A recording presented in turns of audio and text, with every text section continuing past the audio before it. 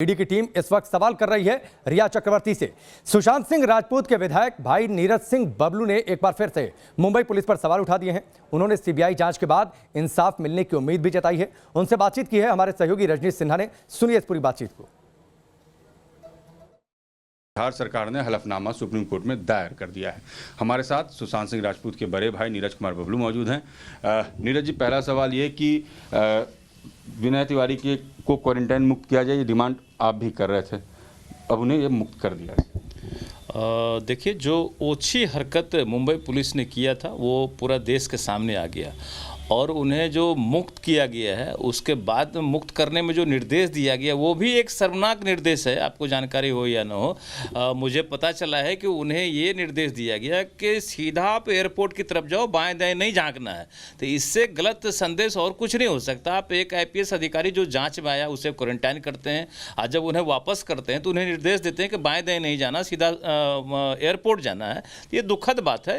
एक राज्य की पुलिस दूसरे राज्य के साथ ऐसा करती है, ये शर्मनाक बात है। और मुंबई पुलिस का चेहरा बिल्कुल बेनकाब हो गया है, बिल्कुल शर्मनाक चेहरा सामने आया है। मुंबई पुलिस की जांच से आप पूरा परिवार संतुष्ट नहीं थे। नतीजा हुआ कि आपने पटना में एफआईआर कराया, लेकिन अब जो बातें सामने आई उसमें ये आ गई कि जो एफआईआर आपने कराया था कमोबेश उसी लाइन पर बिहार पुलिस ने सुप्रीम कोर्ट में हलफनामा दायर किया, उनकी जो केस की फाइंडिंग है। क्या लगता है आपको, आपने देखा कि हलफनामा में किस तरीके से रिया और उसके पूरे परिवार पर आरोप है?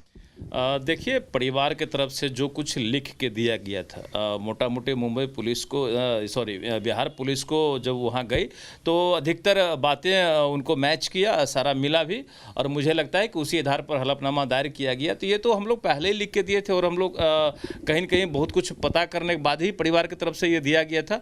बाकी अब सीबीआई जाँच के लिए सब हर कुछ हो गया है, सीबीआई एंट्री भी कर ली है। तो मुझे लगता है एक बड़ा आशा और उम्मीद जगा हुआ है कि इस केस में हर कुछ सामने आएगा और मुझे उम्मीद है कि इस केस के जितने भी दोषी होंगे कोई नहीं बचेंगे, ये हमें उम्मीद है। हलफनामा में कहा गया कि किस तरीके से रिया धन हड़पना चाहती थी, उनका पूरा परिवार धन हड़पना चाहता था।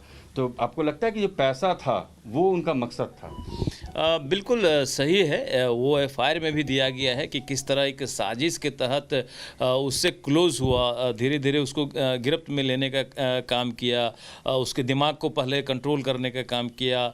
यहाँ ही नहीं, इंडिया में नहीं, इटली ले जा करके, इटली में महीनों रख के उसको गलत सलत दवाई दे करके उसको पूरी तरह कंट्रोल में ले करके और उसको कहीं न कहीं एक डिस्टर्बेंस के रास्ते पे भेज के, धकेल के, एक डिप्रेशन के रास्ते पर भी हम इसको कह सकते हैं कि एक धकेलने का प्रयास किया गया, ताकि इसको आर्थिक पैसा तो सारा ले ही लें, इसको मेंटली भी डिस्टर्ब कर दे और फिर एक गन्ने की तरह चूस के फेंक देने वाली हरकत उसने करने के लिए। तो नीरज बबलू जो साफ शब्दों में कह रहे हैं, और परिवार को थोड़ी सी राहत इस बात की है कि इन्होंने जिस लाइन पर एफआईआर किया था, जो शंका इनके मन में थी, कमोबेश उसी दायरे में जांच करके बिहार पुलिस ने अपनी रिपोर्ट सौंपी है। नीरज बबलू का कहना है कि रिया बच नहीं सकती, रिया अगर जांच से भाग रही है ईडी और सीबीआई जरूर बाहर निकालेगी। अब हमें जांच का इंतजार है। वीडियो जर्नलिस्ट सत्येंद्र के साथ रजनीश सिन्हा, न्यूज़ नेशन, पटना।